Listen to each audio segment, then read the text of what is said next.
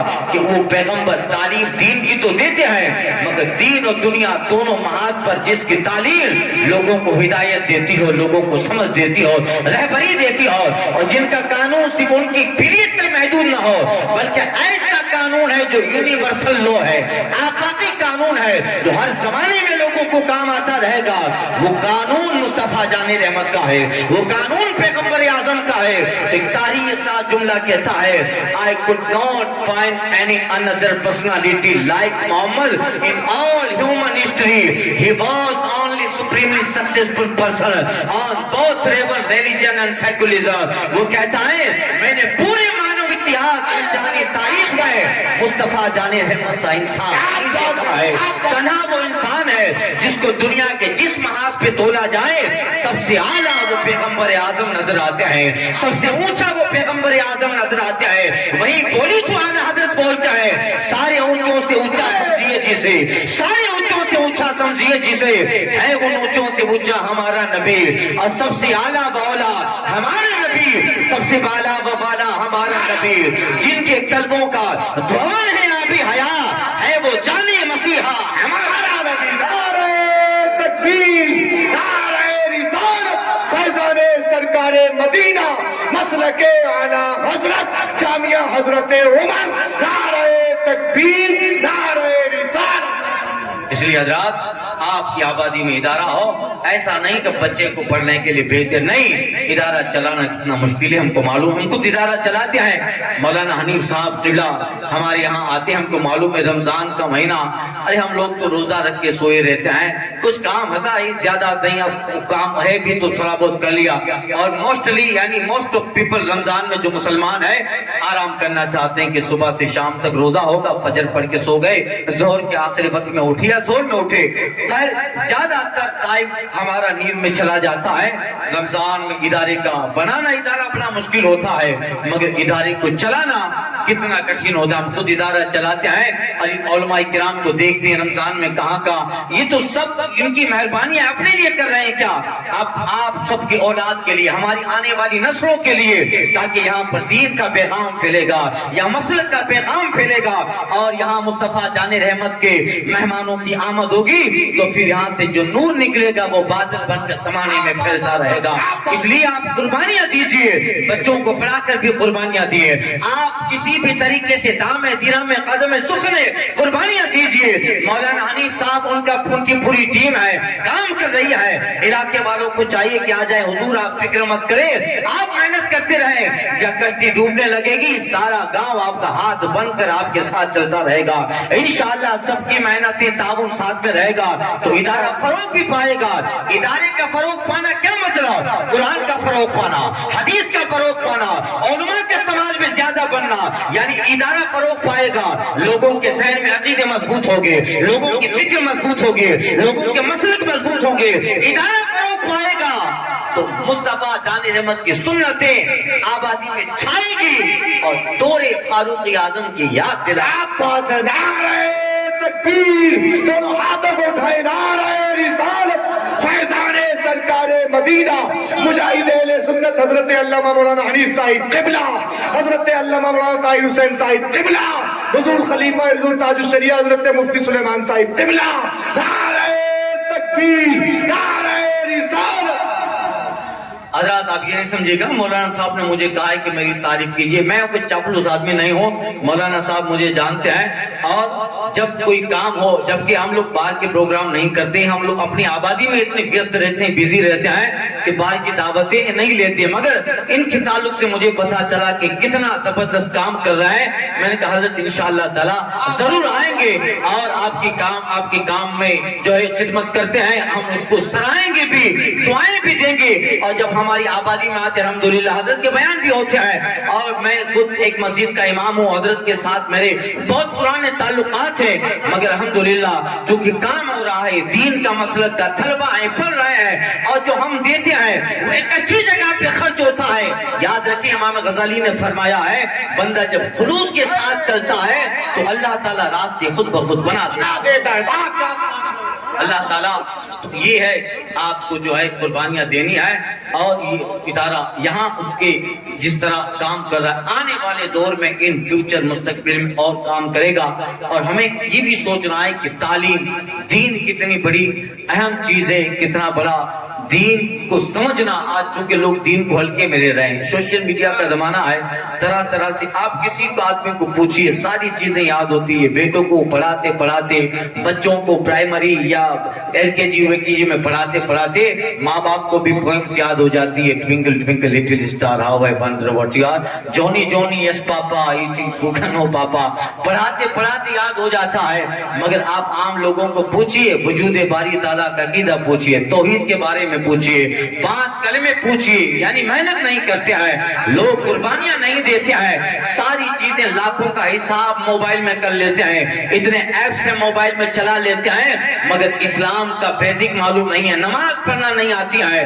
لہذا یہ بھی سوچنا ہے ہم جس دین میں جس مذہب میں ہیں اس مذہب کی بنیادی ہم کو معلوم ہو، اس مذہب کا طریقہ معلوم ہو، اور ایسا طریقہ ہو ہم اپنا عمل بھی کر سکیں، ہم اپنے فرائض و واجبات بھی ادا کر سکیں، اور کوئی غیر آ جائے تو اتنا علم ہو کہ مد مقابل تو ساکت بھی۔ کیا بات ہے جناب، اس لیے ورنہ پھر جو ہے ایسی سب روزانہ سوشل میڈیا پہ آپ دیکھ، علم کا شوق ہوتا ہے، علم کا شوق کہاں بندے کو لے جاتا ہے۔ ایک حدیث مجھے مشکات کی یاد آئی ہے، میں جامع مسجد میں ہمارے یہاں زور کی نماز کے بعد درس حدیث مشکات دیتا ہوں، الحمدللہ آپ کی دعا سے پوری مشکات ختم کر لی۔ ایک حدیث شریف آئی تھی ان قیس بن کثیر، حضرت قیس بن کثیر سے روایت ہے، کہتے ہیں کہ ایک صاحب تھے جو مدینہ طیبہ سے دمشق میں حضرت ابو دردہ کے پاس آئے۔ جا رجل عند ابی دردہ فی مسجد دمشق، ایک صاحب مدینہ سے دمشق میں حضرت ابو دردہ کے پاس آئے۔ کہاں مدینہ؟ حجاز، کہاں دمشق یعنی سیریا کا کیپیٹل پایا تخت، تقریباً 1200-1300 کلومیٹر کا فاصلہ۔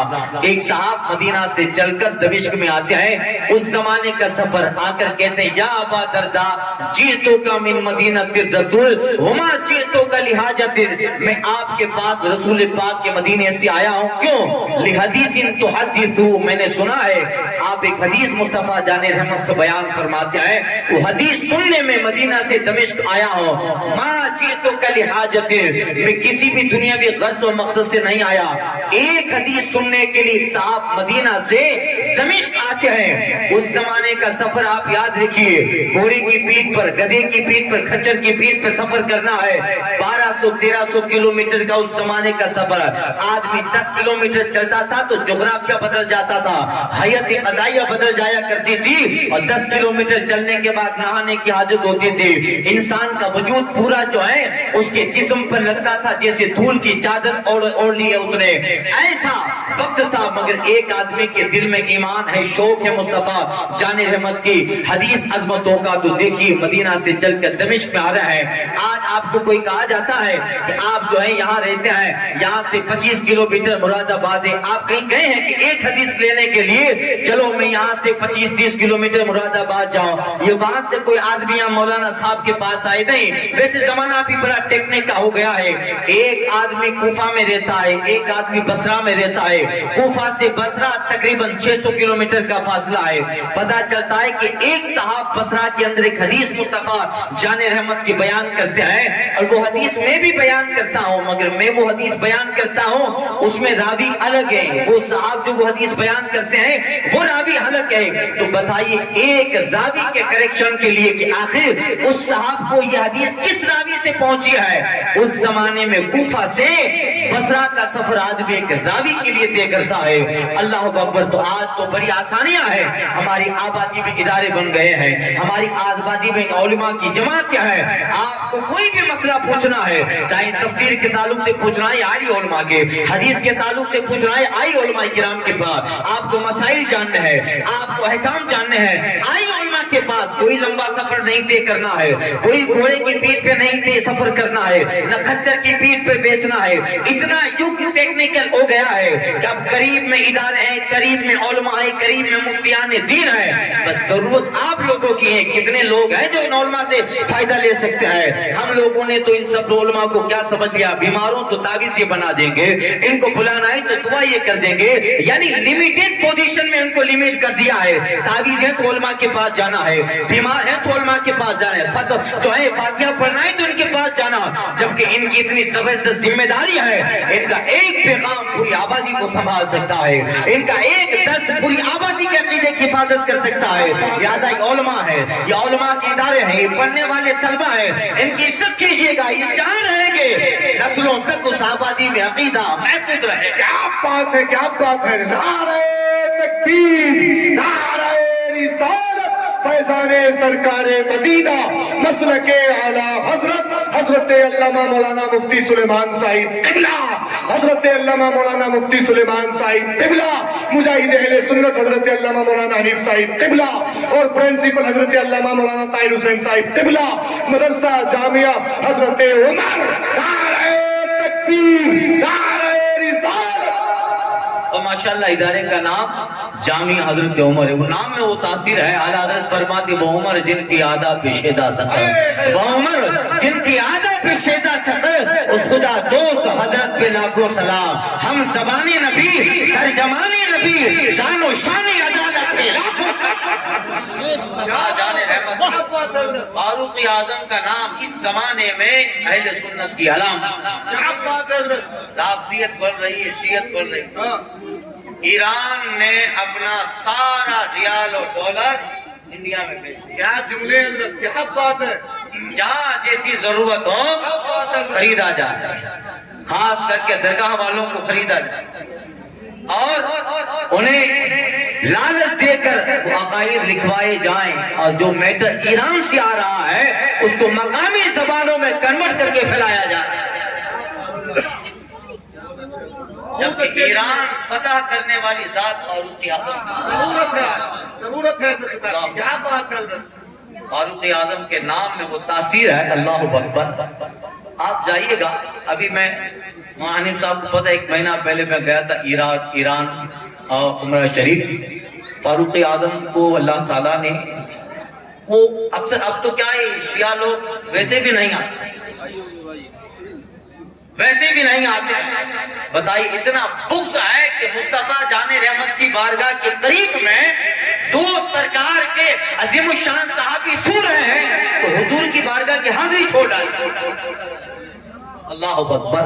جبکہ ایران کا ایک بہت بڑا خبیث خمینی مر گیا، اس نے معاذ اللہ کہا تھا کہ جب ہماری حکومت سعودیہ میں آئے گی تو نبی کے جو دو باغی ہیں قریب میں اس کو ہم نکال دیں گے. جبکہ یہ ممکن نہیں ہے، اس لیے کہ جو سو رہے ہیں اسے مصطفیٰ جان رحمت نے قریب میں سلایا ہے. اعلیٰ حضرت کہتے ہیں سادین کا قران ہے پہلوئے ماہ میں، سادین کا قران ہے پہلوئے ماہ میں، جھلمٹ کیے ہیں تارے، تجلی کمر کی ہے، محبوب رب عرش ہے، اس سبز قربہ میں پہلو میں جلوہ گاہ عتیق و عمر کی، پہلو میں جلوہ گاہ عتیق و عمر کی. فاروق اعظم کا نام اس وقت جو ہے اہل سنت کی علامت. کیا بات ہے حضرت. اس وقت کی زمان میں کسی نے کہا تھا کہ جسے صدیق کی صداقت کا اعتراف نہیں، عبادت لاکھ کرے وہ عابد نہیں، بدن پہ حج کا لباس اور دل میں بغض عمر، میاں تیرے نصیبے کے چکر طواف. کیا بات ہے، کیا بات ہے. یہ اہل بیت سے جو سچی محبت کرتے ہیں اہل سنت والجماعت، کیا بات ہے. ایسی محبت.